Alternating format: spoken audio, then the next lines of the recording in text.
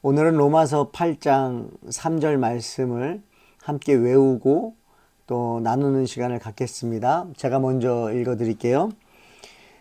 율법이 육신으로 말미암아 연약하여 할 수 없는 그것을 하나님은 하시나니 곧 죄로 말미암아 자기 아들을 죄 있는 육신의 모양으로 보내어 육신의 죄를 정하사. 아멘. 여러분 같이 한번 고백해 볼까요? 시작. 율법이 육신으로 말미암아 연약하여 할 수 없는 그것을 하나님은 하시나니 곧 죄로 말미암아 자기 아들을 죄 있는 육신의 모양으로 보내어 육신의 죄를 정하사. 아멘. 여러분 처음에 시작하는 단어가 율법입니다. 그러니까 율법 때문에 어떤 역사가 나타난 거죠. 그러니까 율법이라고 하셨는데 여러분 율법은요 완벽한 거죠. 그런데 그러다 보니까 우리가 그걸 지키질 못하는 거예요. 그러니까 결국에는 율법을 통해서 우리가 깨닫는 건 뭐냐? 죄를 깨닫게 되는 거죠. 나는 연약한 존재이구나. 여러분 율법을 지키려고 한번 해보세요. 여러분 다 지키지 못하는 자신의 모습을 발견하게 될 것입니다. 그래서 나는 연약하구나, 죄인이구나 라는 것을 오히려 깨닫게 하는 거예요. 그래서 이 율법을 통해서 우리가 알 수 있는 건 뭐냐면 내가 죄인이라는 걸 깨닫는 거죠. 만약에 율법을 다 지킨다면 구원을 받습니다. 그런데 우리 안에 뭐가 있어요? 죄가 있어서 여러분 이 율법을 지키지 못함으로 인해서 죄인이기 때문에 그러면 사망의 법에 묶여서 지옥에 가는 거잖아요. 여러분 하나님께서 이 모든 걸 다 알고 계시기 때문에 지금 여기서 하나님이 아시고 계획하시고 준비하시고 성취하신 그 말씀이 여기에 그대로 나와 있는데요. 여러분 로마서 8장을 읽으면서 꼭 기억하실 건 로마서 8장 말씀이 왜 나왔는지 그걸 알기 위해서는 사실상 1장부터 7장까지의 말씀이 우리 안에 있으면 좋습니다. 있어야 되죠.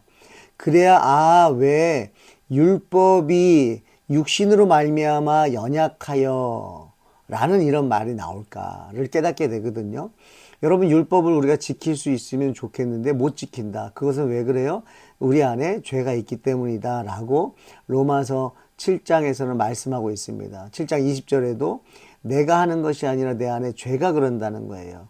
그러니까 아무리 우리가 하나님 말씀대로 살려고 몸부림을 치는데 그렇게 안 되는 이유가 뭐냐면 여러분 우리가 노력을 안 해서가 아니라 우리의 의지가 약하기 때문만이 아니라 아무리 강한 의지라고 할지라도 여러분 우리 안에 죄가 있기 때문에 율법을 다 지킬 수 없습니다. 그래서 우린 연약하다는 거예요. 그래서 그 다음 구절이 뭐예요? 육신으로 말미암아 연약하여. 그러니까 율법이 육신으로 말미암아 연약하여. 그러니까 육신은 연약하다라는 것을 말하는 거잖아요. 그러니까 율법을 지킬 수 없는 연약한 존재다라는 걸 얘기하는 거죠. 그것은 바로 죄 때문이다라는 얘기를 다시 얘기하는 것입니다. 그러니까 율법이 육신으로 말미암아 연약하여. 육신은 죄로 인해서 타락을 한 것입니다. 그래서 죄가 지배를 하고 있어요. 그래서 예수님을 내 주인으로 영접하기 전의 삶을 보면 여러분 정말 내가 아무리 선을 행하고 싶어도 악을 행하는 그런 삶을 살았을 것입니다. 너무나 드러나게끔. 그렇다고 예수님을 영접하고 세례받으면 우리는 그렇지 않느냐? 그렇지 않은 건 아니죠. 그러니까 로마서 6장에서 이미 세례식은 끝났습니다. 그럼에도 불구하고 어때요? 내 안에 죄가 있다라고 7장에서 이 바울은 고백하는 것처럼 우리 안에 죄가 있는 것은 분명한데 예수님을 영접함으로써 어떤 역사들이 일어나냐면 점점 더 우리의 감정과 생각과 행동을 말씀이신 예수님이 컨트롤을 해주시기 시작한다는 거죠. 그러다 보니까 예전 같지 않아요. 예전에 죄와 사망의 법이 우리를 마음대로 갖고 놀았을 때처럼 마음대로 사탄이 우리를 하지 못하죠. 그걸 여러분들도 경험하고 계실 거예요. 자, 다시요. 율법이 육신으로 말미암아 연약하여. 자, 연약하여서 그 다음 뭐라고 말씀하시면 할 수 없는 그것을 하나님은 하시나니. 여러분, 율법이 육신으로 말미암아 연약하여 할 수 없는 그것을 하나님이 하시나니. 무슨 얘기죠? 그것은 율법으로 인해서 죄를 깨달았는데 그 죄 때문에 우리는 율법을 지키지 못하는 그 연약한 존재라는 것을 인정했습니다. 그런데 우리가 할 수 없는 그것을 누가 하셨다는 거예요? 하나님이 하셨다는 거예요. 율법이 육신으로 말미암아 연약하여 하나님이 하시나니. 하나님은 하시나니. 하나님만이 하실 수 있는 것이죠. 우리는 할 수 없습니다. 누가 하실 수 있어요? 하나님이 하셨다는 거죠. 무엇을 하셨습니까? 그 다음 구절이에요. 곧 죄로 말미암아 자기 아들을 죄 있는 육신의 모양으로 보내어 라고 말씀하세요. 곧 죄로 말미암아, 이제는 이제 정의를 내리는 거죠. 율법이 육신으로 말미암아 연약하여 할 수 없는 그것을 하나님은 하시나니. 무엇을 하셨냐? 왜 하셨냐? 곧 죄로 말미암아 자기 아들을, 누구죠? 예수 그리스도, 품속에 품었던 하나뿐인 아들 예수 그리스도를 죄 있는 육신의 모양으로 보내어. 그러니까 죄가 있는 육신의 모양으로 보내셨다는 거예요. 왜 그러셨을까요, 여러분? 육신은 죄가 있습니다. 그래서 예수님은 동정녀 마리아를 통해서 태어나신 분이에요. 그러니까 이거 사람의 씨로 태어나신 분이 아니라 성령님의 역사하심으로 이 땅에 단지 죄인인 육신의 몸을 입으신 거죠. 왜 그랬냐면 여러분, 이 죄의 값을 치르려면 죄인이 죄인을 대신해서 값을 치를 수는 없죠. 이미 사형 선고를 받은 사람이 다른 사람이 사형 선고를 받을 걸 내가 대신 받겠습니다. 이거는 말이 안 되는 거죠. 그래서 죄인을 위해서는 죄가 없으신 분이 필요한 거예요. 여러분, 구약에서는 소를 잡기도 하고 양을 잡기도 했습니다. 그로 인해서 부정한 자가 정결해지는 정결 예식을 했습니다. 그때도 그 짐승을 죽였어야만 했어요. 그러니까 흠이 없는 소를 데려다가 안수를 하면서 나의 흠을 그 소에게 전가하고 그 소를 잡아 죽여서 제단 위에 올려서 불로 이렇게 태움으로 인해서 그 향기를 하나님이 흠양하셨다고 하셨거든요. 왜냐하면 그 향기가 죄가 타는, 그러니까 죄가 죽는 것으로 하나님이 기뻐하시는 거지 짐승이 죽었다고 기뻐하는 건 아닙니다. 근데 그때는요, 매번 제사를 지냈어야 돼요. 그리고 조건이 있어요. 흠이 없어야 돼요. 흠이 없어야 흠이 있는 그 죄를 전가받아서 그걸 대신해서 죽는 거거든요. 그렇기 때문에 이 인류의 모든 사람은 의인은 없나니 하나도 없기 때문에 사람이 사람을 대신할 수는 없었던 거죠. 그래서 하나님이신 분이, 창조주 하나님, 신이신 분이 죄의 육신의 몸을 입으신 거예요. 죄 있는 육신의 모양으로 보내셨다는 거예요. 자, 다시요. 율법이 육신으로 말미암아 연약하여 할 수 없는 그것을 하나님은 하시나니 곧 죄로 말미암아 자기 아들을 죄 있는 육신의 모양으로 보내서 뭘 하셨다는 거죠? 육신의 죄를 정하사. 육신의 죄를 깨끗하게 하셨다는 거예요. 그러니까 죄값을 치르셨다는 거예요. 근데 이 죄값을 치르게 하기 위해서 누가 하셨다고요? 하나님이요.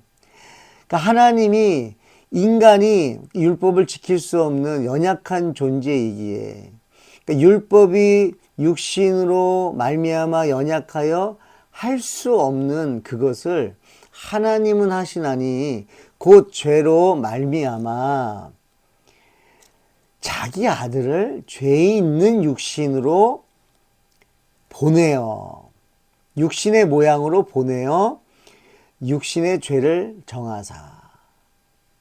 그러니까 죄 있는 육신의 몸을 입고 오셔서 왜 육신의 몸을 입었느냐? 저와 여러분들이 죽어야 되는데 저와 여러분들이 죽을 수가 없잖아요. 우리는 죽을 수 있겠죠. 근데 하나님이 우리를 죽이질 못하시는 거죠. 왜요? 우리를 사랑하시기 때문에, 우리가 하나님의 자녀이기 때문에 죽일 수가 없는 거예요. 그래서 스스로 이 땅에 육신의, 죄 있는 육신의 모양으로 이 땅으로 오셔서, 보내주셔서 우리의 육신의 죄를 정해 주셨다는 것입니다. 여러분, 죄를 깨끗하게 하기 위해서는요, 죄 없는 분이 죄값을 치르셔야 되는데, 유일하게 그런 분이 계신데, 그분은 바로 예수 그리스도라는 거죠. 할렐루야. 여러분, 저와 여러분들의 죄를 사하기 위해서 아무도 할 수 없는 그것을 하나님이 하셨다는 거예요. 그래서 그 하나뿐인 그 아들을 죄 있는 육신의 모양으로 보내셨다는 것입니다. 여러분, 우리는 스스로 율법을 지키지 못합니다. 그것을 인정하실 거예요. 그래서 로마서 1장 2절은 이방인들도 죄인이고 유대인들도 죄인이니까 모두 다 죄인이다. 의인은 없나니 하나도 없다라고 말씀을 하시면서 믿음으로 의롭게 여기신 그 아브라함을 또 설명해 주시고 말씀해 주시고, 우리의 죄가 옛 아담으로부터 시작됐고 구원의 길이 예수 그리스도를 통하여 구원의 길이 열렸으니, 그 예수님을 영접하고 믿을 때에 여러분 예수님과 함께 죽고 예수님과 함께 사는 것이죠. 그게 로마서 6장까지 내용이라고 한다면, 7장에서 그럼에도 불구하고 나는 선을 행하고 싶은데 악을 행한다. 그 이유는 내가 그러는 것이 아니라 내 안에 있는 죄가 그런다. 그러면서 바울은 이렇게 고백하죠. 오라 나는 공고한 자로다. 이 사망의 몸에서 누가 나를 해방하리요. 마음으로는 하나님의 법을, 육신으로는 죄의 법을 섬긴다는 거예요. 그래서 로마서 8장 1절에 그러므로 이제 그리스도 예수 안에 있는 자에게는 결코 정죄함이 없나니, 이는 그리스도 예수 안에 있는 생명의 성령의 법이 죄와 사망의 법에서 너를 해방하였습니다. 율법이 육신으로 말미암아 연약하여 할 수 없는 그것을 하나님은 하시나니, 곧 죄로 말미암아 자기 아들을 죄 있는 육신의 모양으로 보내어 육신의 죄를 정하사. 할렐루야. 여기까지가 로마서 8장 1절부터 3절까지 말씀입니다. 여러분, 오늘도 로마서 8장 3절을 다시 한번 묵상하시면서, 나는 죄인인데 율법을 지킬 수 없는데 내가 할 수 없는 그것을 하나님은 하셨는데, 그것이 바로 죄로 말미암아 하나님의 아들이 죄의 육신의 모양으로 이 땅에 오셔서 나의 육신의 죄를 정하셨다라는 그 사실을 여러분 기억하시면서 오늘도 승리하시기 바랍니다. 여러분, 한번 마지막으로 우리 로마서 8장 3절 선포했으면 좋겠습니다. 시작. 율법이 육신으로 말미암아 연약하여 할 수 없는 그것을 하나님은 하시나니, 곧 죄로 말미암아 자기 아들을 죄 있는 육신의 모양으로 보내어 육신의 죄를 정하사. 아멘. 기도하겠습니다. 하나님, 감사합니다. 우리의 연약함을 우리 하나님은 다 알고 계시고, 우리가 할 수 없기에 하나님께서 하나뿐인 아들 예수 그리스도를 이 땅에, 죄 없으신 분이 이 땅에 오셔서 죄 육신의 모양으로 이 땅에 오셔서 세상을 위해서 십자가에 달려서 그 모든 죄값을 다 치루어 주심, 그 은혜에 감사와 찬양을 드립니다. 아버지, 이 말씀을 믿어지게 하시고 믿게 하시고 소유하게 하시고 붙들게 하시고 늘 함께 동행하게 하여 주셔서 예수님의 피값으로 나는 정하여졌음을, 더 이상 구약의 제사처럼 계속적으로 짐승을 잡아서 죽이는 제사가 아니라 단번에 예수 그리스도께 단번에 십자가에서 다 이루심을 믿게 하여 주셔서 하루하루 살아갈 때에 우리의 연약한 모습들이 드러날 때마다 예수 그리스도의 십자가의 은혜를 기억하며, 그 아들 하나밖에 없는 아들을 이 땅에 보내신 하나님의 마음을 기억하며, 나를 정하게 하시기 위해서 십자가에 달린 예수 그리스도의 공로를 의지하여 담대하게 거침없이 또 하나님 앞에 나아가는 주의 백성들 되게 하시고 예수 그리스도의 이름으로 기도할 수 있는 믿음의 사람들 될 수 있도록 은혜 베풀어 주시옵소서. 오늘도 말씀을 통해서 함께 동행하실 예수님 이름으로 기도합니다. 아멘.